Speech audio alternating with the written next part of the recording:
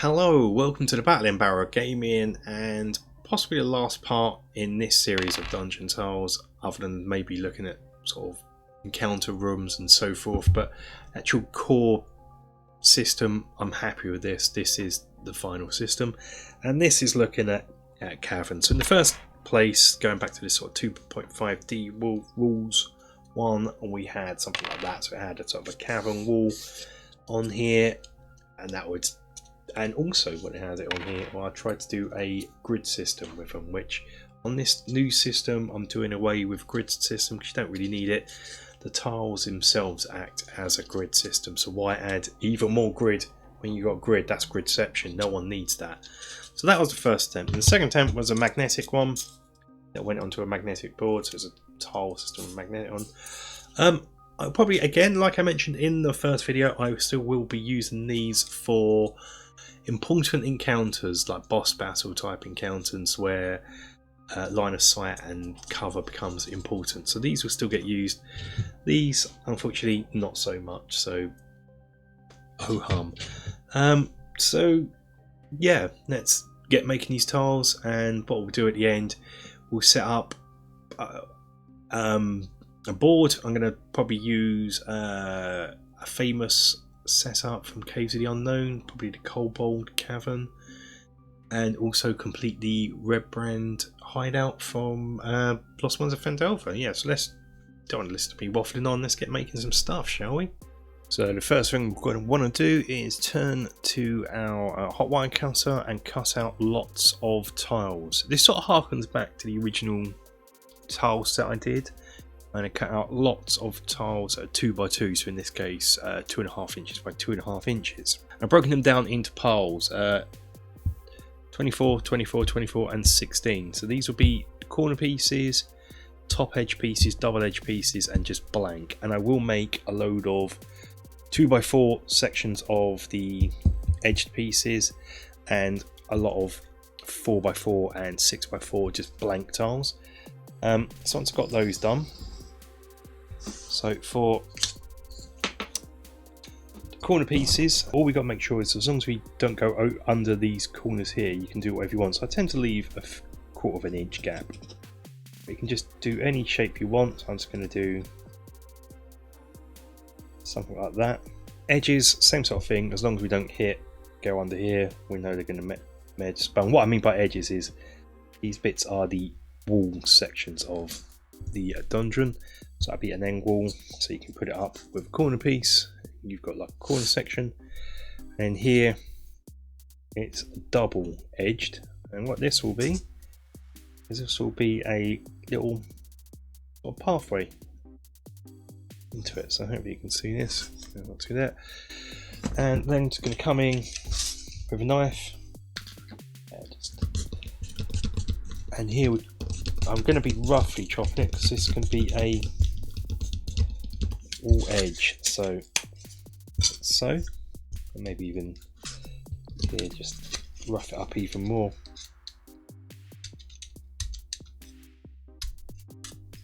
So you get the point. And same with this, being very gentle, snap in. So with this,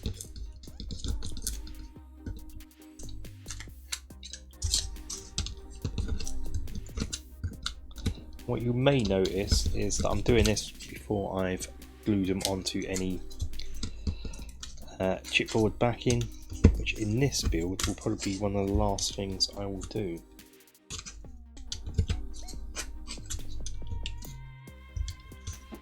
So yeah, it's going to rough it up so we know it's a wall. There we go, we got. And so now we could quickly some more and add a blank in here. So what the blanks are for. Passage going towards it, and you've got cavern room already. As with the previous dungeon tile video, I did not fancy texturing these by hand using either the rock or the tinfoil method.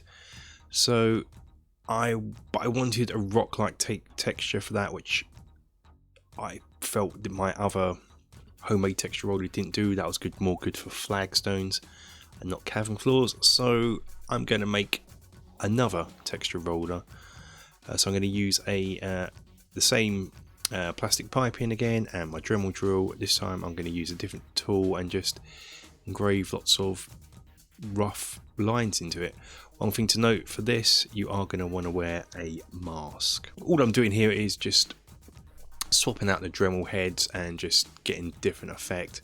I just want a really rough textured floor, so I'm just gouging lines in with this tool. The previous tool I was more gouging into the pipe and getting holes and bumps, and then using this tool gouging more deep grooves into it, and make sure I'm just getting rid of the sort of burrs as much as possible to come off. So I use this the top of the tool here for. Now we're ready for a test roll,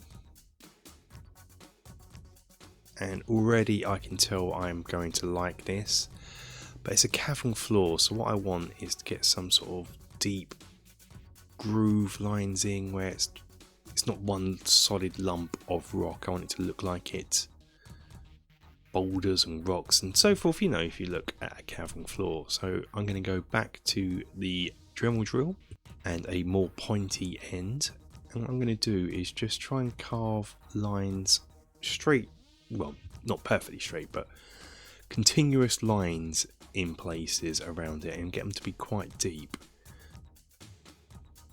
Unfortunately, drunk mode is activated for during this clip because I didn't realise how much the Dremel drill was shaking the desk. So now with those lines in place, I'm going to do another test roll. That gets the texture in lovely. I'm going to purposely try and push the lines into the piece, and I can already see, yeah, I'm going to like that. So you got little lines into it. So, and that is my texture tool for this complete. So let's see how this performs on a real tile. So it's just a 2x2 tile. And that's a sort of a grain on, if you can see it there, on XPS sometimes, like see the vertical lines. I'm going to do it on that side. Wish me luck.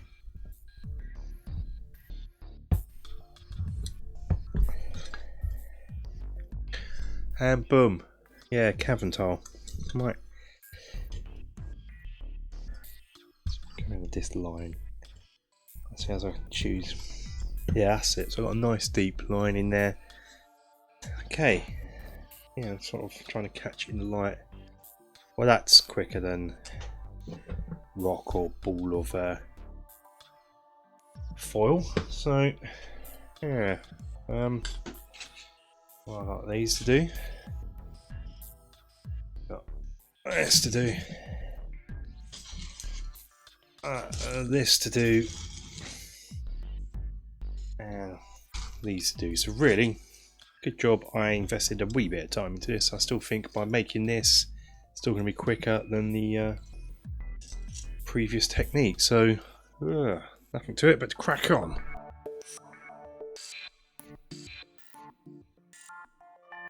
First colour I'm going to use is this sort of brown. This called Nutmeg Spice. I don't actually think it's available anymore.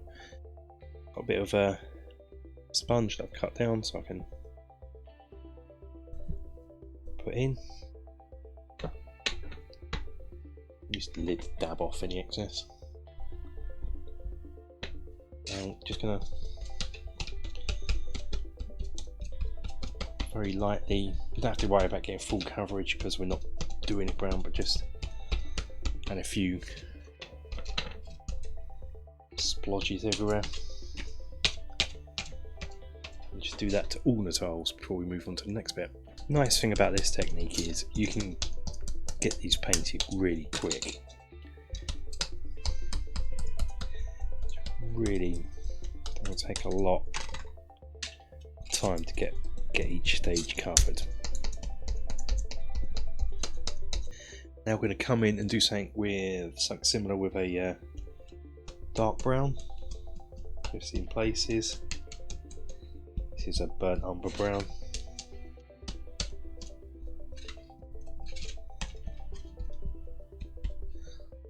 so nothing too much.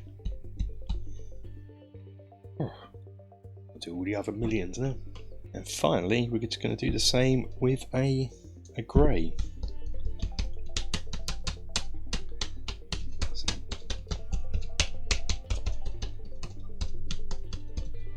How heavy you go over is how grey you want your cavern to be.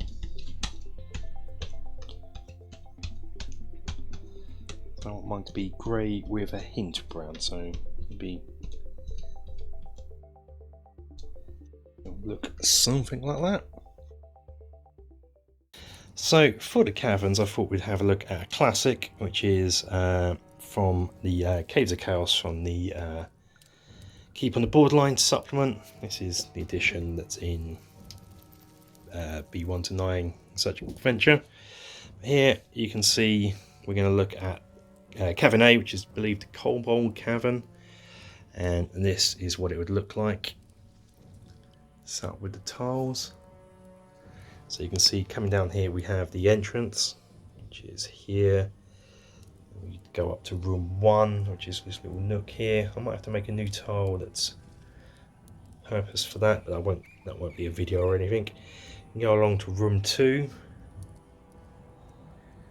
Excellent. And what we're going to do is we're going to take the corridor down to room 6 first, which is there. So here we're going to go down to the corridor into room 6, big old room. We'll come back up and go to room 3. There, and from room 3 we'll go to room 4 and 5.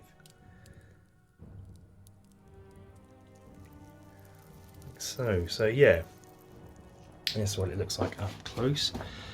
Really quick, easy to set up, looks really cool, and even though it is gridless, due to the way they're made, you can work out distances. I mean, these represent a 10 by 10 square, so you can see that that's going to be 10, 20, 30 foot there.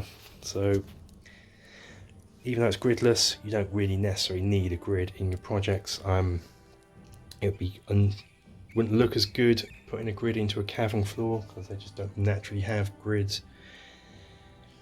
Really pleased with these. But there is one more setup we've got to do. In the previous videos, we've looked at setting up the Red Brand hideout for the Lost Mines of Phandelver. So now we've got the cavern tiles, we can complete that by adding them in. So let's have a look at that now. In previous videos we looked at the Red Brand hideout as our last setup, and we managed to get the dungeon bit set up and the doors, but we needed the cavern. And so, like always, just in case you haven't seen it, I converted it so it's in powers of 2, the tiles, rather than powers of 3 here. So there's 3 down here. I've converted it to 4. Not so important for the board, of course, because I'm just looking at the cavern part of it, and so for that, this is what it would look at like. So you'd have that abyssal crack going through the middle with bits either side. So that is what I'd look like. Probably might swap a bit out for, so you've got an entranceway here, to probably swap that out for a normal tile. Possibly do that now, like that. So then that gives us access to this room as per here. And because I am using the mouse map, you already get a nice black gap in between. And I've set up some of the bits we made for the first time we tackled this, just some scatter bits, just for the pillars. So yeah, that would be how I do the Red Brand hideout using this new tile system. And it was so quick to set up. Anyway, that is it. So hopefully we're not going to be doing new dungeon tile systems now. This is the one I'm going to stick with. The only other thing I can think I might be doing for it is adding rooms, like specific rooms, you know, like an encounter rooms. So, you know, adding specific things to it. So that is what I'd probably do now. But the actual system itself, I'm happy with this. I really like this. Yeah, so next videos expect other things. But that's it for this one, guys. Thank you for watching. Like, comment, subscribe, all that malarkey. And until the next video, take care, and I'll see you then.